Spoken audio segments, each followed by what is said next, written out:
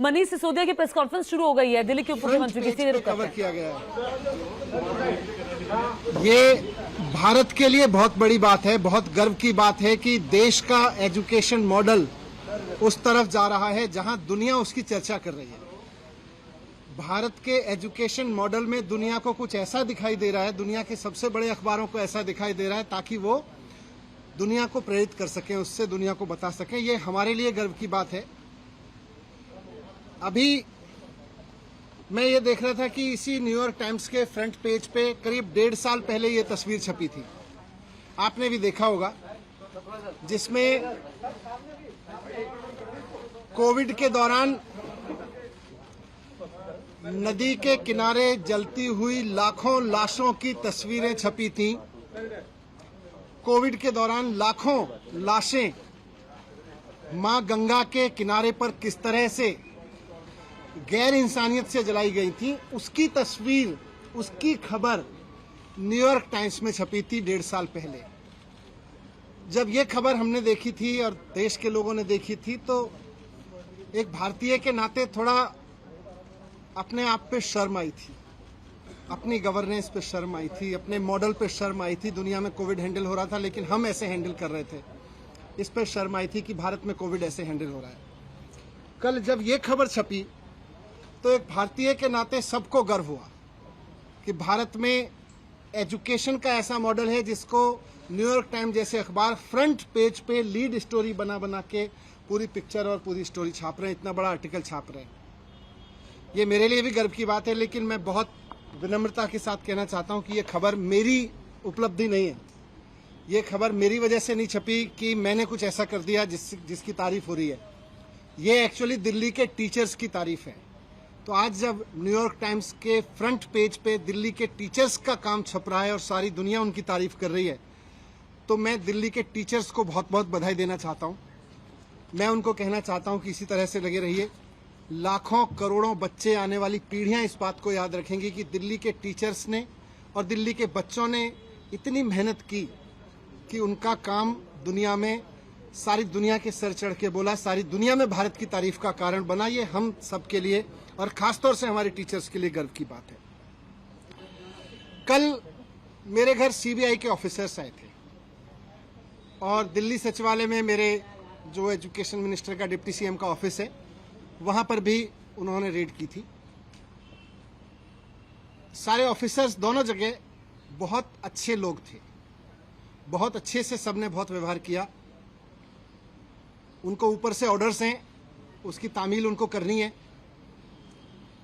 जो भी उनसे सही गलत कराया जा रहा है वो ऊपर के ऑर्डर से कराया जा रहा है। लेकिन मैं व्यक्तिगत रूप से खुद और अपने परिवार की तरफ से उन तमाम सीबीआई ऑफिसर्स का बहुत धन्यवाद करना चाहता हूं जिन्होंने कल बहुत अच्छे से मेरे परिवार के साथ व्यवहार करते हुए मेरे घर को सर्च किया। और मुझे व्यक्तिगत रूप से उनसे मिलकर अच्छा लगा। सीबीआई कोई अपने घर पे नहीं चाहता है, लेकिन अच्छे लोग थे, अच्छा लगा। जिस एक्साइज पॉलिसी के बारे में ये सारा विवाद खड़ा किया जा रहा है, मैं उसके बारे में कहना चाहता हूं कि वो इस देश की सबसे बेस्ट एक्साइज पॉलिसी है और उस पॉलिसी को हम पूरी ट्रांसपेरेंसी और पूरी ईमानदारी से लागू कर रहे थे और बहुत ईमानदारी से वो पॉलिसी तैयार की गई। अगर दिल्ली के एलजी साहब ने 48 घंटे पहले उस पॉलिसी को फेल करने की साजिश के तहत अपना फैसला नहीं बदला होता तो आज दिल्ली सरकार को इस बेस्ट एक्साइज पॉलिसी से कम 10,000 करोड़ रुपए हर साल मिल रहे होते।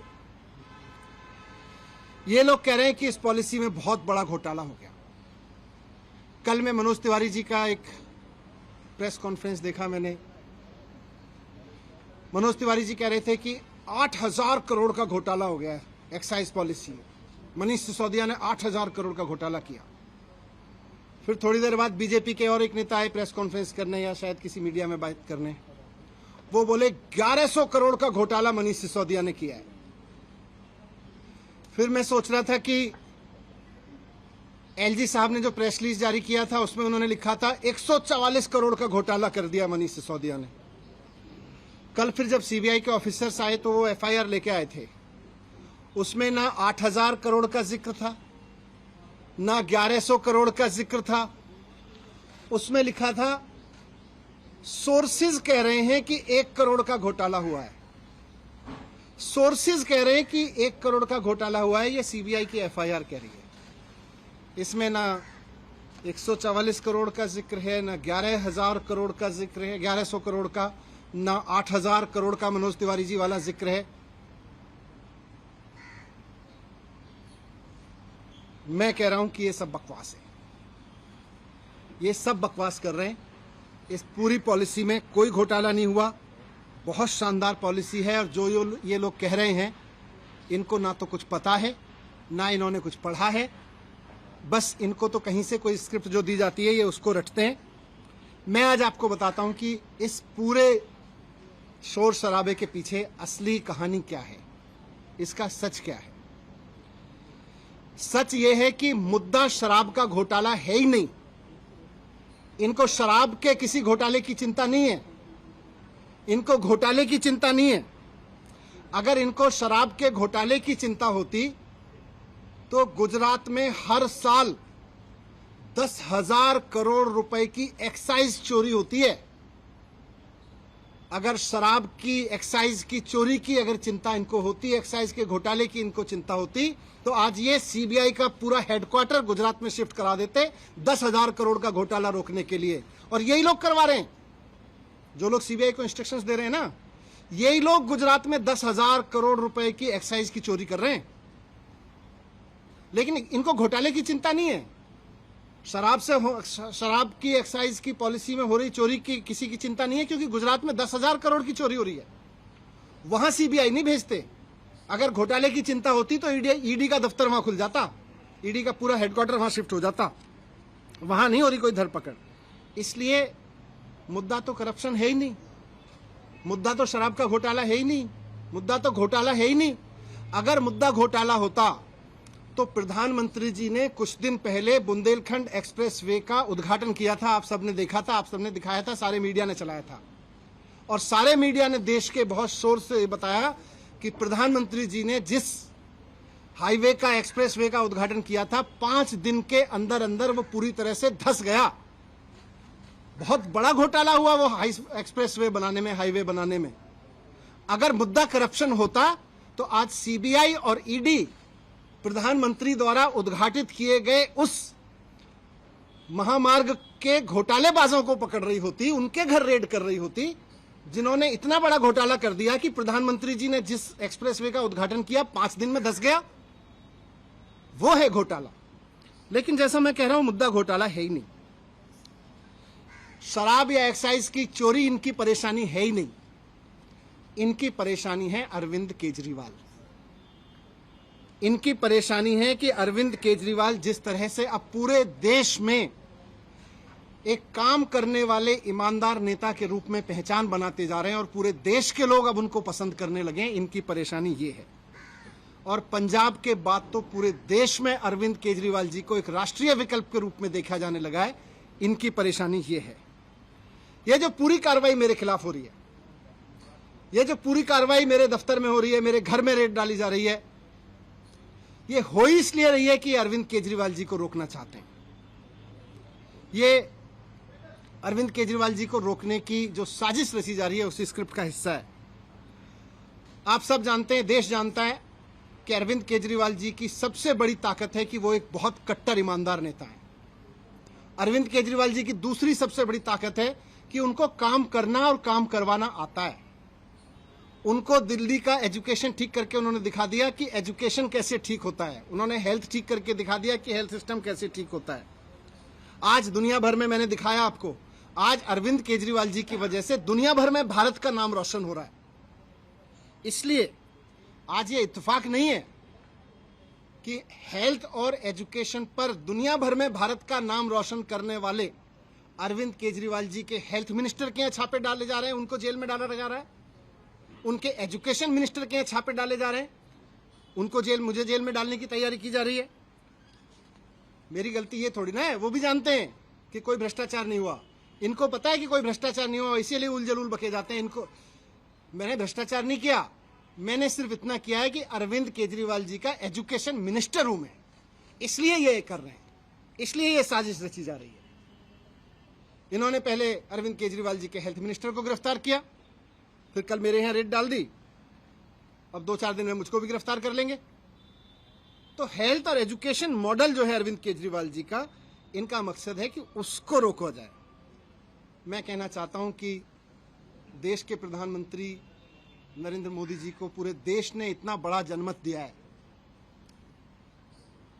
ये शोभा नहीं देता प्रधानमंत्री जी को, नरेंद्र मोदी जी को ये शोभा नहीं देता कि वो इस तरह की छोटी छोटी सोच रखते हैं कि कोई आदमी काम करे तो उसके हेल्थ के काम को रोक लो, एजुकेशन मिनिस्टर को जेल में डालो, हेल्थ मिनिस्टर को जेल में डालो, क्योंकि वो अच्छा काम कर रहे हैं, क्योंकि सारी दुनिया में तारीफ हो रही है।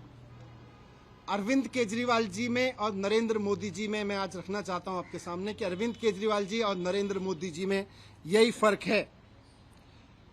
केजरीवाल जी को अगर कोई अच्छा काम करते हुए दिखता है तो केजरीवाल जी उसकी प्रशंसा करते हैं, उससे प्रेरणा लेते हैं, उसकी तारीफ करके उसका हौसला बढ़ाते हैं और खुद उससे सीख के खुद करना चाहते हैं।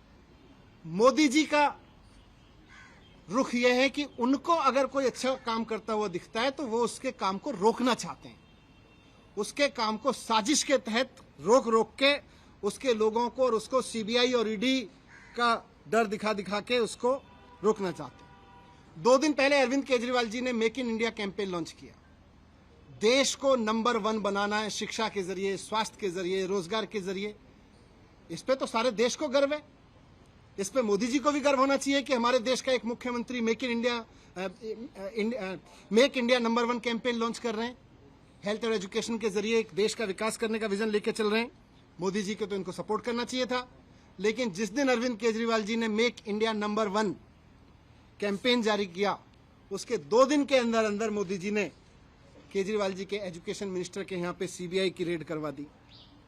केजरीवाल जी गरीबों के लिए, आम मिडिल क्लास आम आदमी के लिए काम करते हैं, उसके लिए सोचते हैं। मोदी जी केवल और केवल अपने कुछ करोड़पति अरबपति लोगों के लिए, अपने कुछ अरबपति दोस्तों के लिए सोचते हैं, उनके लिए काम करते हैं। केजरीवाल जी 24 घंटे देश के लिए सोचते हैं कि कैसे देश को आगे बढ़ाया जाए, कैसे सारे बच्चों को अच्छी शिक्षा दी जाए, कैसे किसी गरीब से गरीब आदमी का इलाज करवा दिया जाए। मोदी जी 24 घंटे ये सोचते हैं कि कौन से राज्य में पोजीशन की सरकार है, उसको पैसे देके या सीबीआई का डर दिखा के या ईडी का डर दिखा के कैसे उसको गिरा दिया जाए। मोदी जी 24 घंटे ये सोचते रहते हैं। जिस तरह से इन्होंने पिछले दिनों में पैसे के दम पे, ईडी के दम पे, सीबीआई के दम पे कई सरकारें गिराई हैं, आप सबने भी रिपोर्ट किया है। महाराष्ट्र में, गोवा में, तमाम बिहार में भी किया था इन्होंने, कर्नाटक में किया, मध्य प्रदेश में किया। पूरे देश के लोग इनसे अब दुखी हैं कि यार हम सरकार चुनते हैं, मोदी जी केवल 24 घंटे उसको गिराने में लगे रहते हैं। अरे आपको देश का प्रधानमंत्री बनाया, आप देश के लिए अच्छा सोचो। जिनको हमने राज्य के लिए किया है उसको राज्य के लिए अच्छा सोचें। मोदी